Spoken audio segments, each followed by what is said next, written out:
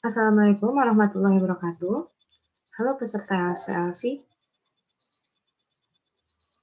Baiklah, sekarang kita akan melanjutkan materi mengenai virus yang disusun oleh saya sendiri, Sofana Hilda Effendi.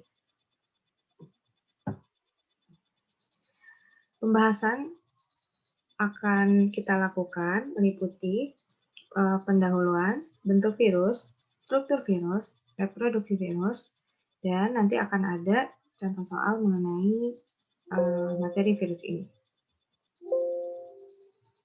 Jangan pernah ragu untuk mencoba, keyakinan akan diri sendiri membuat tujuanmu akan lebih mudah dicapai.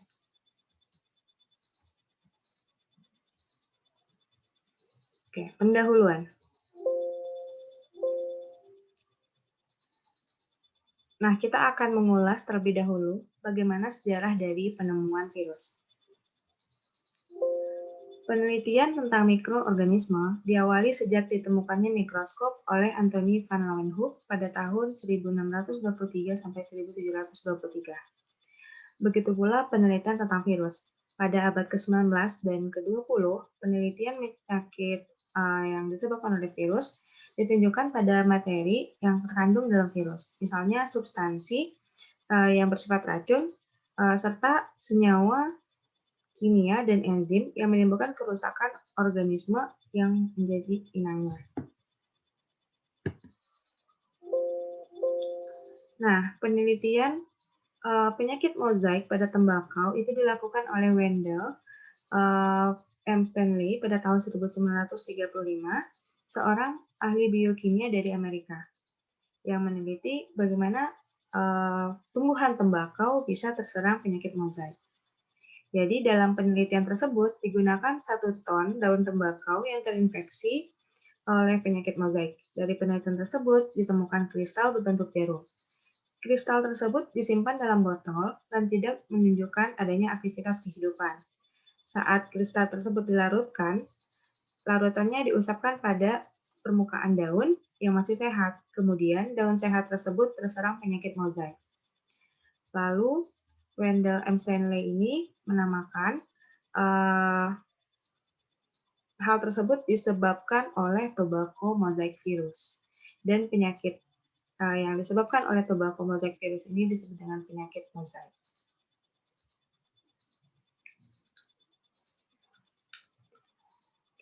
Selanjutnya, kita akan bahas satu persatu dari ciri-ciri virus. Namun, sebelum lanjut, kita sering dihadapkan dengan pertanyaan, apakah virus dikelompokkan sebagai makhluk hidup atau benda mati? Jadi, untuk virus sendiri, itu bisa dikatakan sebagai makhluk hidup dan makhluk tak hidup. Bagaimana? Jika berada di luar sel hidup, virus tidak dapat bergerak, tumbuh, atau bereproduksi.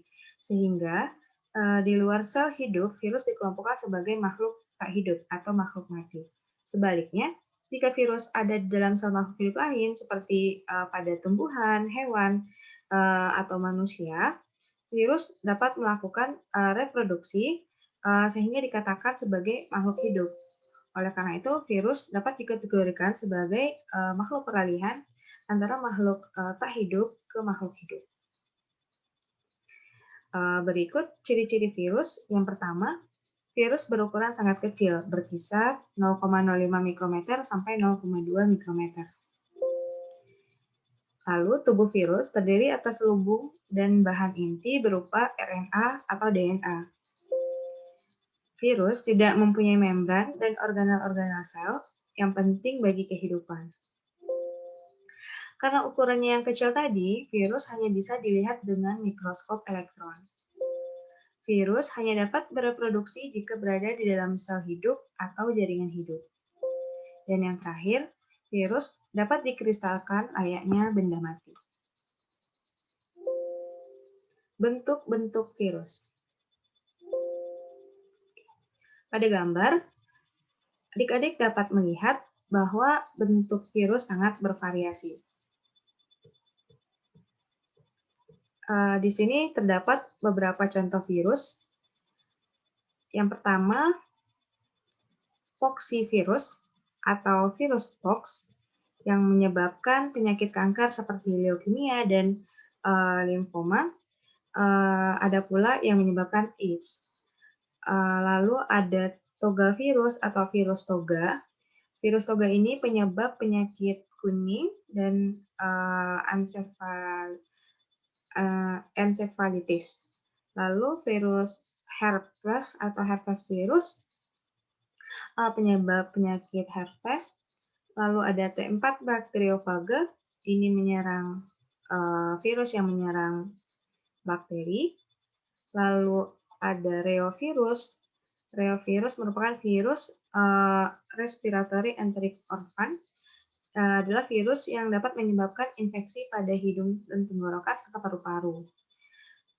Lalu ada picornavirus atau virus picorna, merupakan virus penyebab penyakit polio. Adenovirus merupakan virus yang dapat menyebabkan penyakit pada saluran pernafasan bawah seperti radang paru-paru, batuk rejan, dan bronkiolitis. Lalu terdapat tobacco mosaic virus, yaitu virus yang menyebabkan penyakit pada tumbuhan, yaitu penyakit mozaik. Dan di sini juga ada paramyxovirus. Paramyxovirus sendiri merupakan virus yang menyebabkan pembekakan pada kelenjar parotis. Nah, dapat dilihat pada gambar ini, bentuk-bentuk dari virus sangat bervariasi, tergantung dari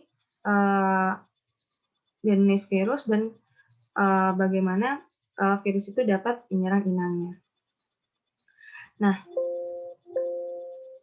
oleh karena itu, agar memudahkan dalam mempelajarinya, virus itu dikelompokkan ada yang berbentuk helikal, contohnya tobacco mosaic virus, ada yang berbentuk icosahedral, seperti golongan dari retrovirus, yaitu lentivirus, beta retrovirus, gamma retrovirus, dan ada yang berbentuk kompleks atau poxvirus.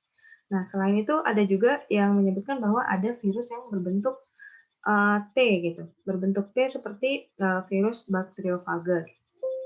Nah, selain berdasarkan bentuk, virus sendiri ada yang memiliki envelope dan ada yang tidak memiliki envelope. Apa sih envelope itu? Nanti akan lebih jelasnya pada struktur virus akan dijelaskan. Struktur virus. Dari banyaknya bentuk virus yang sudah disebutkan sebelumnya, kita akan membahas lebih rinci mengenai struktur dari bakteriofaga, yaitu virus yang menyebabkan penyakit pada bakteri. Secara sederhana, struktur virus dibagi menjadi kapsid, kepala, dan ekor, di mana masing-masing memiliki fungsinya tersendiri. Langsung saja kita bahas satu persatu. Yang pertama, kapsid. Kapsid merupakan lapisan pembungkus virus yang berfungsi memberi bentuk tubuh virus dan melindungi virus dari lingkungan sekitarnya. Pada gambar bisa kita lihat bagian keluar pada bakteriofaga yang ditunjukkan oleh kursor itu merupakan kapsid atau seluwung protein. Selanjutnya ada kepala. Kepala berisi materi genetik berupa RNA atau DNA. Jadi materi genetik yang dimiliki oleh virus itu bervariasi, sehingga virus sendiri itu ada yang dikelompokkan sebagai virus RNA karena memiliki materi genetik berupa RNA, dan ada yang memiliki materi genetik berupa DNA, sehingga disebut juga dengan virus DNA. Dan yang terakhir yaitu bagian ekor. Ini merupakan bagian tubuh virus yang penting untuk melekat pada sel inang dan memasukkan materi genetik virus ke dalam sel inang tersebut.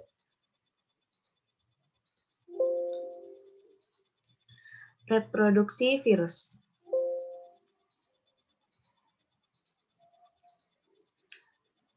Virus hanya dapat bereproduksi dalam sel hidup atau jaringan hidup. Cara virus bereproduksi itu ada dua macam, yaitu melalui daur litik dan daur lisogenik. Baik, kita akan membahas terlebih dahulu daur litik. Di sini ada skema bagaimana daur litik pada virus itu dapat terjadi. Dapat dilihat pada nomor 1, virus akan menempel pada sel bakteri. Lalu, dinding sel bakteri yang dilarutkan oleh enzim dari virus, lalu dinding bakteri dilarutkan oleh enzim yang dihasilkan oleh virus. Melalui lubang yang sudah dilarutkan oleh enzim virus tersebut, DNA virus dimasukkan ke dalam bakteri. Tahap ini disebut dengan penetrasi. Jadi DNA dari virus itu akan masuk ke dalam sel inang. Selanjutnya, DNA dari virus akan mengambil alih tugas DNA bakteri dan menggunakan metabolik bakteri untuk menghasilkan komponen-komponen virus seperti kapsid, protein, serabut ekor, dan kepala. Setiap komponen faga kemudian akan mengalami proses pematangan. Virus baru yang terbentuk dapat mencapai jumlah sekitar 200 hingga 1000 virus. Lalu akan terbentuk virus baru, bakteriofaga baru. Virus yang terbentuk mengeluarkan enzim lisozinnya untuk menghancurkan dinding sel bakteri. Setelah dinding sel bakteri hancur atau lisis, virus-virus baru dapat keluar dan menyerang sel-sel bakteri lainnya. Akhirnya, bakteri mengalami kematian. Virus yang menginfeksi selain mengulangi siklus litiknya kembali. Siklus litik yang menghasilkan virus-virus baru hanya membutuhkan waktu kurang lebih 20 menit untuk setiap siklusnya.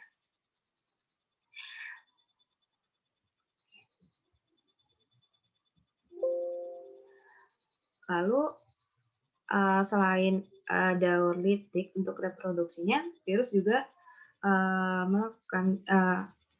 melakukan reproduksi secara disogenik. Jadi tidak semua virus yang masuk ke dalam sel makhluk hidup lain langsung menghancurkan dinding sel tersebut dan membuat sel tersebut menjadi lisis. DNA virus yang masuk dalam sel bakteri menjadi bagian DNA inang melalui rekombinasi. Meskipun menjadi bagian dari DNA inang, namun virus tidak langsung mengambil alih metabolisme sel inang. Siklus seperti ini disebut dengan daur lisogeni. Ini merupakan skema dari bagaimana virus bereproduksi secara lisogenik. Urutan prosesnya, yang pertama, virus hidup pada tempat yang spesifik pada permukaan tubuh sel bakteri. Setelah melisiskan dinding sel bakteri tersebut, ini dapat kita lihat virus menempel dan merusak dinding sel bakteri tersebut. Virus akan melakukan penetrasi materi genetik DNA ke dalam tubuh bakteri. DNA virus akan masuk ke dalam sel inang. Lalu, DNA yang kemudian menyisip ke dalam DNA bakteri dan membentuk profaga yang disebut dengan rekombinasi. Terjadi rekombinasi antara DNA virus dengan DNA bakteri. Selanjutnya, jika bakteri membelah diri, profaga ikut membelah, sehingga anakan sel bakteri pun mengandung profaga. Hal ini berlangsung juga terus-menerus sehingga jumlah bakteri yang mengandung profaga menjadi banyak. Ini dapat kita lihat hasil reproduksi dari tubuh bakteri.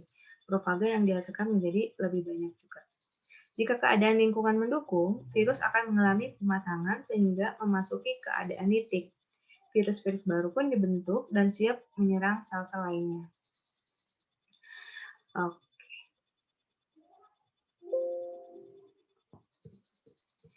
Baiklah, untuk materi mengenai virus sudah selesai.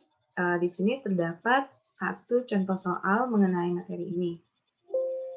Jenis virus yang di dalam materi genetiknya terdapat timin adalah, mungkin ada yang bisa menebak terlebih dahulu, kira-kira jawabannya apa?